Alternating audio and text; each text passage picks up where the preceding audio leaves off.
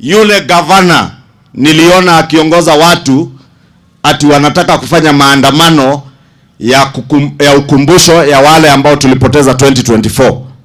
Gavana wa Siaya James Orengo, miaka 26 nikiwa mwanafunzi wa university nilikuwa nafanya maandamano na Orengo.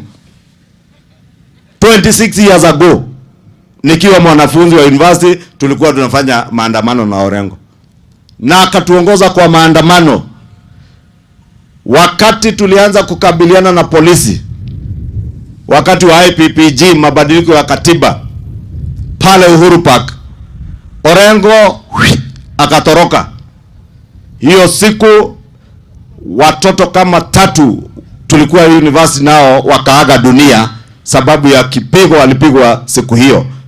Na ndio nauliza Orengo, unataka kuona maafa ya watu wangapi, ya watoto wangapi wa wenyewe ukiwapeleka kwa maandamano kama ni ukumbusho wa wale ambao tulipoteza?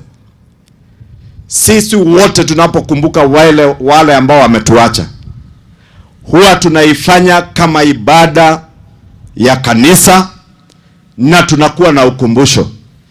Na pia ni haki ya Mkenya yote akitaka kuandamana aandamane. Lakini mambo ya kuharibu mali ya wengine, mambo ya kuchoma magari, mambo ya kuchoma manyumba ya watu, mambo ya kuharibu biashara za watu, hiyo sio ukumbusho, hiyo ni fujo na ghasia ambayo serikali na idara ya polisi wanafaa wakabiliane nao kama criminals. Mimi ningewauliza vijana wetu wa Kenya, tusikubali kuchochewa na wanasiasa ambao hawana sera, ambao hawana mpango wowote wa maendeleo ama kubadili maisha ya vijana wetu. Kazi wanajua ni uchochezi na mambo ya kupiganisha watu. That wewe baada ya kuthroiwa na wabunge kwa sababu ya sura yako ya ukabila, wewe unaenda kupanga maofu ya kuharibu mali ya Wakenya. Ati leo ukienda Kilgoris Town, watu wanaweza kuvunja mali ya watu ama kupika wazee. Tunataka mzee Masaa akienda kuuza ng'ombe yao kule Nairobi arudi akiwa salama bila kutatizwa na mtu wowote. Hivyo ndio Kenya tunataka kuishi. Siku ya tarehe 25 kwa kaunti ya Narok hakuna maandamano. Tumepata tabia nyingine.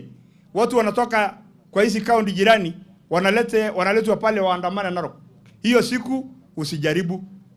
Kwa sababu siku ile walikuja maandamano, walikuja wakasimamisha wazungu ambao wanaenda Mara na wanakuja kutupatupa mawe, wanaenda kuiba vitu kwa maduka. Mimi nataka niwatangazie hapa, kama gavana wa Narok, niko na jamii ya Kenya mzima, na mkilete hiyo nyoko ya kukuja kusumbua watu, kutakuwa na tribal clashes hapa, na mimi sitaki kama gavana wenyu.